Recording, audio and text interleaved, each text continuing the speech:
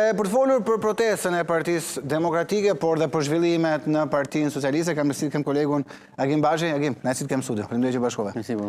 Agim, si du protesta ratës? Çfarë kishte ndryshe përveç flamurit gjerman? Që të roqi vëmendjen simbolika?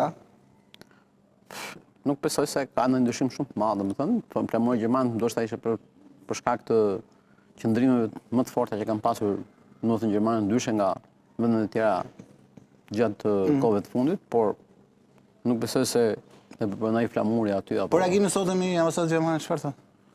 Shiko.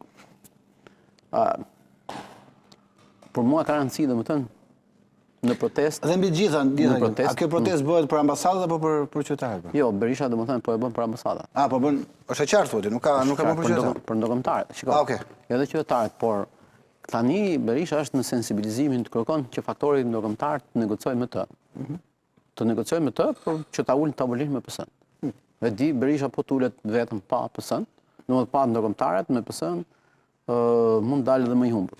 Kurse me ndërkombëtarët mund të kurzohet, për shembull mund të kurzohet që të joshi edhe partitë e vogla, domethënë me ndryshimin e kodit zgjedhor, duke filluar që nga zgjedhjet lokale që të jetë me 2 raunde, që të jepet mundësia që të konkurrojnë ata, domethënë të kenë mundësinë të promovojnë. Ti je pro 2 raundeve? Unë jam pro 2 raunde sepse 2 raundet domethënë promovojnë figura politike. Dhe ti nuk mund të ndëshkosh partitë e reja, domethënë duke u detyruar sipas kodit zgjedhor që të shkojnë vetëm me këshilltar, për shembull, ose të shkojnë pastaj prej sulmeve që kush nuk bashkohet me mua është me kundërshtarin. Në këtë pikë unë mendoj që sepse Partia Socialiste duke mos qenë koalicion me asnjë, e ka të lehtë të bëjë këtë gjë, kurse doja e detyruar që të ndërtojë një koalicion të madh, e ka problem krejt tjetër, domethënë dhe zgjidhja e çështjes me partitë e vogla do të jetë një sprovë e madhe, edhe për partitë e vogla, por edhe për Partinë Demokratike. Tashmë është e qartë që ata nuk bashkohen në listën me Partinë Demokratike, ama mund të bashkohen me koalicion, kështu që duhet gjej Partia Demokratike një zgjidhje, ndoshta ndërkombëtar. Ti thua që gjithë kjo protestë është thjesht që Berisha të ulën tryez me PS-n me ndërkombëtarët. Po sepse po të kemi parasysh ka një handicap madh, domethënë. Berisha po bën lajme për takime shumë të vogla, ndërkohë që ai ka qenë president kryeminist, e di se cilët janë ndërkombëtarët. E di çdo të thotë vizitë. Nëse ty për shembull vjen një delegacion në Tiranë, të takon vetëm një deputet tek se mund të jetë një influencë nga grupi jot. Ose nuk takon kreu i domethënë një atyre që bën edhe konferencën shtypit, ti e di shumë mirë që është ndryshe të takoj kryeministri apo kryetari i partisë, ndryshe është një antar, apo jo. Dhe është e qartë që tashmë domethënë ata do të kërkojnë të kthejnë syt sepse ideja po të shikosh domethënë është koordinuar këtu, domethënë ka akuzuar ambasadorin e BE-s që domethënë i ka bërtirë ambasadave që të çojnë ata, domethënë informacion se ai shkon si zyrtar i Ramës etj, pra janë të koordinuara këto domethënë. Ndërkohë ka rritur që qëllim këtu, Gim? Shiko. Ka ndryshuar diçka? Është një përpjekje, domethënë Berisha është nga ata që nuk tërhiqet, domethënë mend edhe në vitet 2000, domethënë ku bënte me 200 veta bënte protestë disa ditë më radh, por ishte një situatë krejt tjetër, domethënë në raportin, se nuk është e përsëritur kjo gjë. Ajo që shikoj unë problematik shumë të madhe është që vërtet Berisha ka kohë të fundit e kërkon thotë janë shqiptarët ato që ja ndryshojnë, por ka një handicap, ka një ndërprerje, ka një handicap midis Partisë Demokratike dhe edhe i përveç ndërkombëtarëve dhe në Shqipëri. Edhe shqiptarëve, qytetarëve të thjeshtë. Qytetarëve të thjeshtë, sindikatave, intelektualëve, grupe shoqërore. Domethënë, është e drejtë ajo që bën Berisha një thirrje që thotë që indiferent janë ata që domethënë kanë përgjegjësinë e tyre, por nuk i bën një pyetje vetes. Këto njerëz janë indiferent edhe për faktin se ai nuk është personi që i bind për bashkëpunimin. Pra, ka ca pyetje që politika duhet i bëjë vetvetes.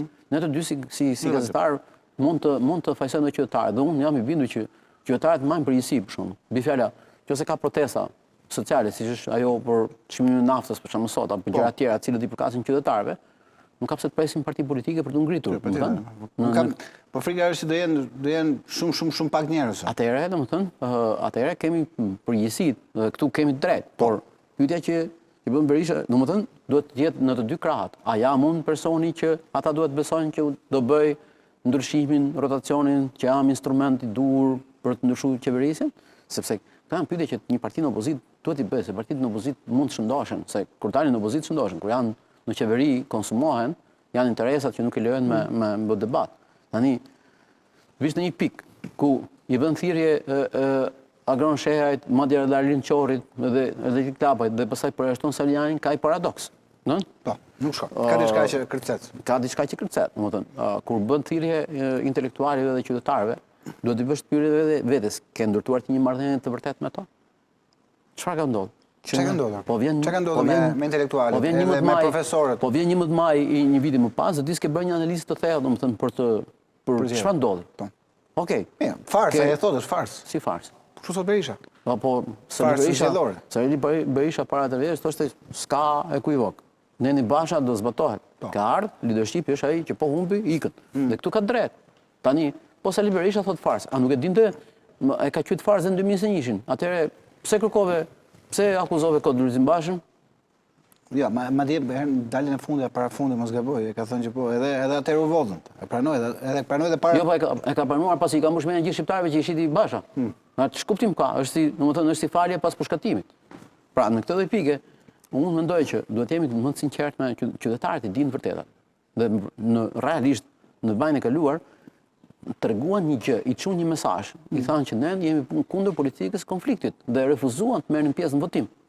Do ishte fatkeqësi për opozitën nëse këta do kishin shkuar tek mazhoranca, dhe do kishin shtuar votet e mazhorancës.